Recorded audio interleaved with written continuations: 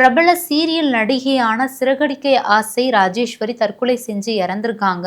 இவங்களுடைய இறப்புக்கு காரணம் ஆரம்பத்துல வேற மாரியான ரீசன் சொல்லப்பட்டிருந்த நிலையில, இப்ப அதிர்ச்சி தரக்கூடிய பல தகவல்கள் வெளியாகி இருக்கு. இவங்க எதனால இறந்தாங்க? எப்படி இறந்தாங்க? இவங்க இறப்புக்கு பின்னாடி இருக்கக்கூடிய தகவல்கள் என்ன? அப்படிங்கிறத முதற்கொண்டு இன்னைக்கு இந்த வீடியோல பார்க்கலாம். ரிஃப்ளெக்ட் நேயர்களுக்கு வணக்கம். நான் உங்கள் ரக்ஷயா பார்த்தி.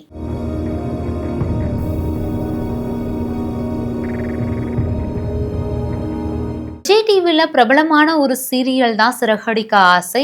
ரசிகர்களுக்கு மத்தியில பெருசா கவரப்பட்ட இந்த ஒரு சீரியல்ல அருண் அப்படிங்கிற ஒரு கதாபாத்திரத்துக்கு அம்மாவா நடிச்சிட்டு வந்தவங்க தான் ராஜேஸ்வரி. இவங்க சூசைட் அட்டன் பண்ணி இறந்திருக்காங்க. அதாச்சும் இவங்க கிட்டத்தட்ட 24 வருஷத்துக்கு முன்னாடி சதீஷ் அப்படிங்கிறவரை காதலிச்சு திருமணம் பண்ணிக்கிட்டாங்க. இவங்களுக்கு ஹேமந்த் அப்படிங்கிற ஒரு பையனும் தனி அப்படிங்கிற ஒரு பெண் குழந்தையும் இருந்துட்டு இருக்காங்க.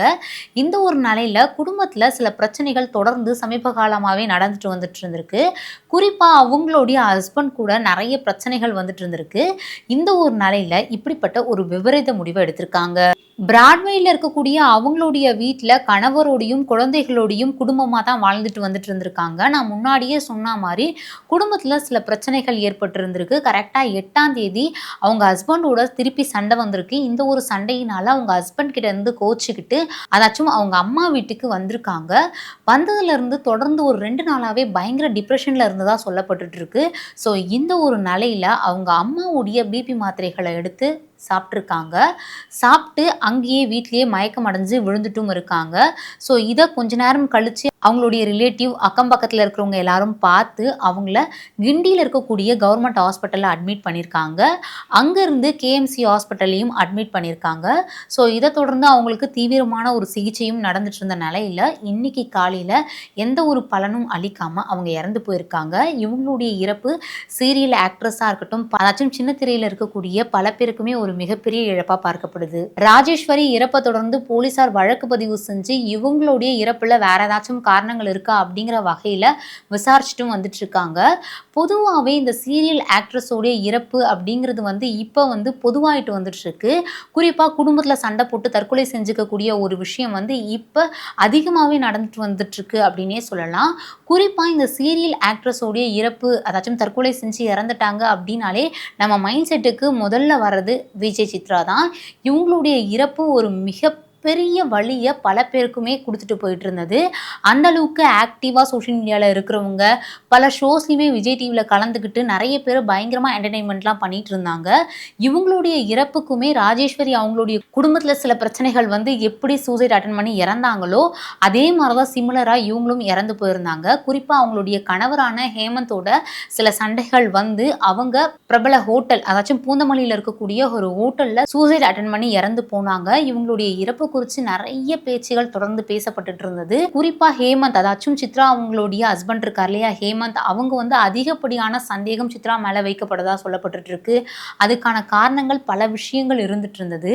ஸோ அந்த ஒரு நிலையில கரெக்டா அவங்க 2020 டிசம்பர் மாதத்துல இறந்து போயிருந்தாங்க.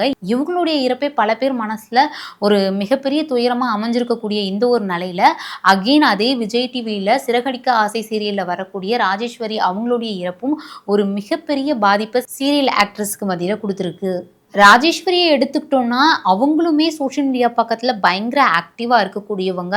இவங்க சிறகடிக்க ஆசை சீரியல் மட்டும் கிடையாது, பாக்கியலட்சுமி சீரியல்லையுமே ஒரு முக்கியமான கதாபாத்திரத்தில் நடிச்சிட்டு இருந்தாங்க. பெருசாக இல்லைனாலும் ஒரு துணை கதாபாத்திரத்தில் நடிச்சிட்டு இருந்தாங்க. இவங்களை அதிகமாக பேசும் பொருளாக பார்க்கப்பட்டது எந்த ஒரு சீரியல் அப்படின்னு பார்த்தீங்கன்னா சிறகடிக்க ஆசை இந்த ஒரு சீரியலில் தான்.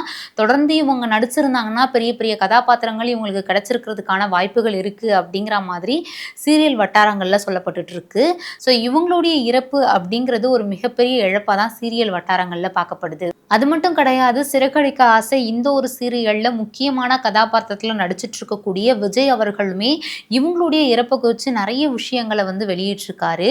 அதாச்சும் ஒரு குறிப்பாக இந்த ஒரு சீரியலில் இவங்களுடைய கதாபாத்திரம் பெருசாக பேசக்கூடிய ஒரு கதாபாத்திரமாக இருந்துட்டு இருக்கு.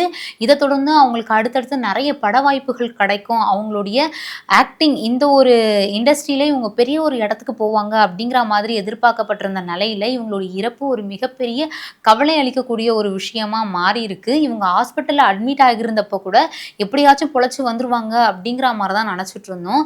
பட் இவங்களுடைய இறப்பு அப்படிங்கிறது வந்து இப்போ எங்களுக்கு ஒரு மிகப்பெரிய அதிர்ச்சி தகவலா மாறி இருக்கு அப்படிங்கிற மாதிரி நிறைய விஷயங்களை அவரும் வெளியிட்டிருக்காரு. பொதுவாகவே இவங்களுடைய இறப்பை பொறுத்த வரைக்குமே இவங்களுக்கு ஒரு மகள் அண்ட் மகன் 2 பேர் இருக்காங்க.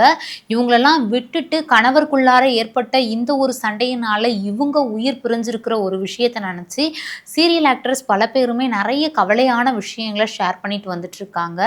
இவங்களுடைய இறப்புல அடுத்தபடியா போலீஸ் விசாரணையில ஏதாச்சும் விஷயங்கள் வருதா அப்படிங்கிறத வெயிட் பண்ணி தான் பார்க்கணும்.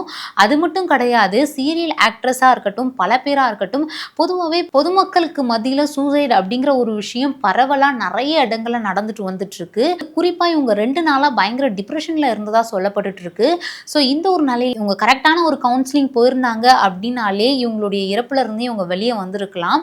பட் அது எதையுமே எடுத்துக்காம கேர்லெஸ்ஸா அவங்க அந்த ஒரு பிரச்சனையை பத்தி மட்டுமே அதிகமா யோசிச்சு அவங்க அம்மாவுடைய பிபி மாத்திரையை அதிகமா எடுத்து இறந்து போயிருக்காங்க. நீங்க சீரியல் ஆக்டர் ராஜேஸ்வரியோடைய தற்கொலை இந்த ஒரு இறப்பை பத்தி என்ன நினைக்கிறீங்க அப்படிங்கிறத மறக்காம கமெண்ட் பாக்ஸ்ல கமெண்ட் பண்ணுங்க.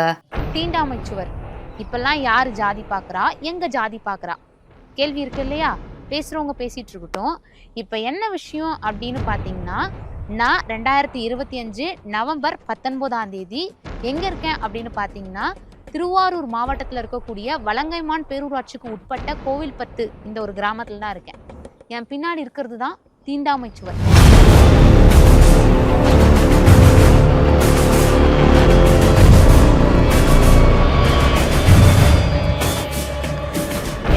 எஸ்சி ஜனங்க நாங்கள் உள்ளே இருக்கோம், பட்டியலத்தினாங்க உள்ளே இருக்கோம். சப்போஸ் நாங்கள் இந்த பாதையால் வந்தோம்னா அவங்களுக்கு இந்த இடத்தோட மதிப்பு குறையுங்கிறதுனால இந்த பிளாட்டை அப்படியே ஃபுல்லாகவே கம்ப்ளீட்டாக இங்கே பாதை தராமல் அடைச்சிட்டாங்க.